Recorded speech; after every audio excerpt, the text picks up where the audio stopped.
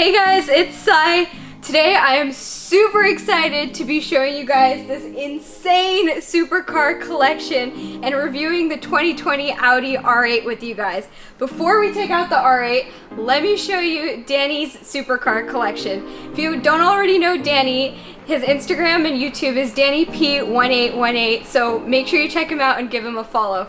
Let's go.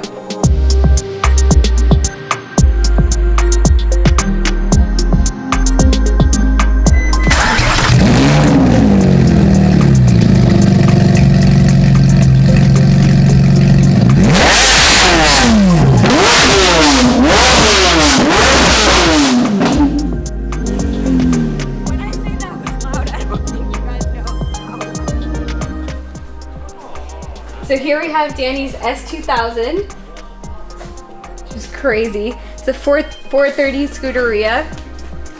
The Scud is an awesome car. Then here we have the GTS. I mean, this is absolutely insane. And this is the 2020 R8. This is actually what we're going to be reviewing today, so I won't say too much about it right now because we'll come back to this car. And the Rolls-Royce Ghost. Can't beat a Rolls for luxury.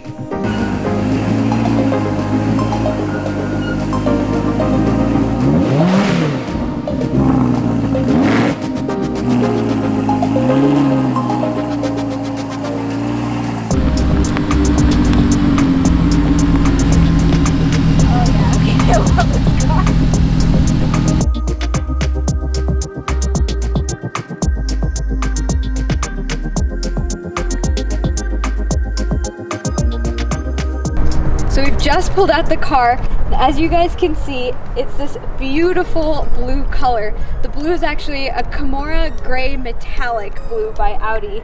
And personally, blue is my favorite color, so I love this color on the R8, and you just don't see many R8s with this blue, which is another reason why I love it. Super noticeable on the back through this front grille. I really love how you can see the pipes of the car. I just think it's super cool that you get that look here, and it's super unique.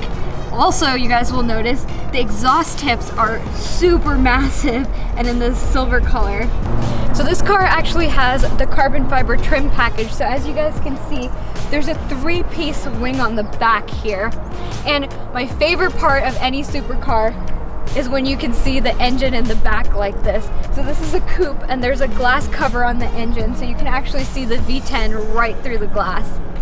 So coming around to the side here, you guys can see these are aftermarket wheels, and the car has actually been lowered by around an inch or inch and a half, so it is slightly lower on the ground than a stock R8. And over here you guys can see we have a ton of carbon fiber on the intake. This is actually a fake intake up here, and we have the gas cap here. And I love that it says R8 on the gas cap. And this air intake is just a massive has a massive carbon fiber panel on it. The side of the car also just looks super clean because the door handle is actually hidden. When you're standing above it, you can't see it at all. It's actually over here. The door just opens like that, but you can't see it at all. Let me show you guys the trunk space. As you guys can see, not a lot of trunk space at all. You can probably fit like maybe one small duffel bag, but that's about it. But it's a supercar, so that's exactly what I expected for this car. The front of the car looks super sleek, as you guys can tell, but the main thing you notice in the front is this massive grille here. So it has this massive grille and this pattern. And what's new for the 2020 year are these 3 fake vents here, along with a fake vent here also.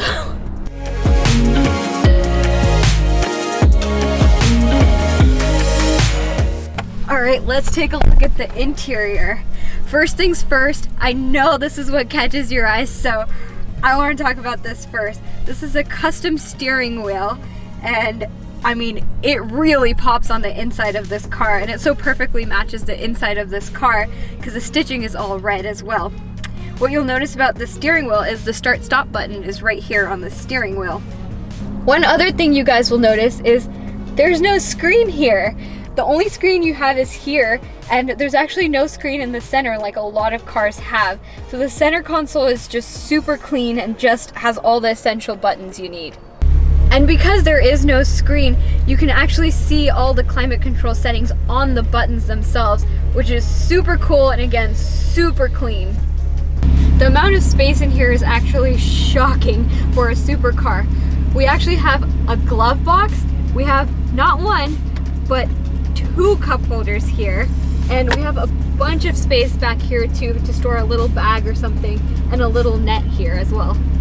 Another little quirk of this car is you actually have your AC vent on the door, which is pretty interesting. I think that's super unique because not a lot of cars do that.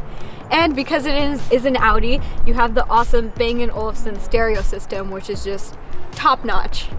Before we go on our drive, let's talk about the most pronounced feature on the interior, which is the virtual cockpit. This one screen right here, which is the only screen, controls pretty much everything from navigation, media, the instrument cluster, everything about the car on this one screen. So we have 2 different views of the RPM display. We have a G meter, tire pressure indicator, and more engine data of power and torque. We also have media, telephone, and navigation here. Okay guys, let's go on the drive.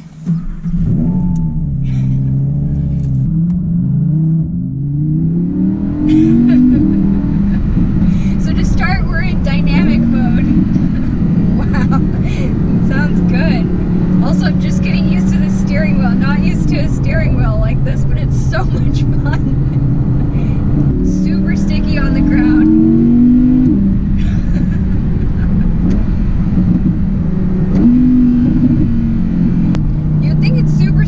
Huracan, given they're both V10s and they're both technically Audis, but it feels slightly different than the Huracan still. One thing I love about Audis and R8s is Audi's carbon ceramic brakes are just so good. Like, they're super touchy, stops the car so fast. I'm super impressed. All right, you ready?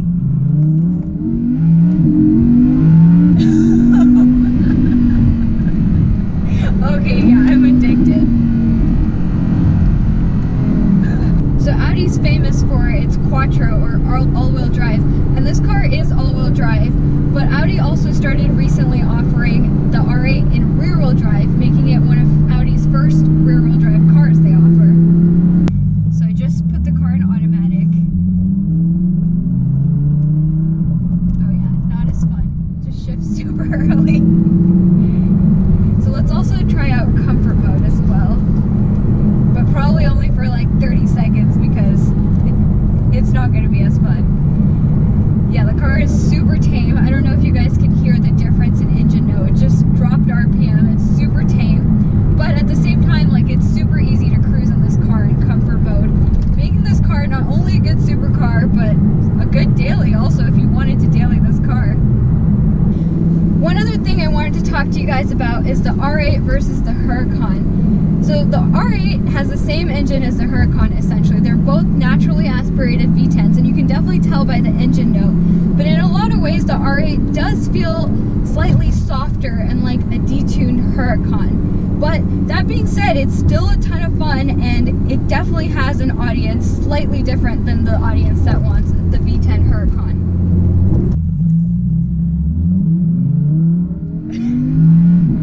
I'm just having way too much fun in this car. Again, a special thanks to Danny for letting us take out the R8 today. It's honestly so fun and I love it.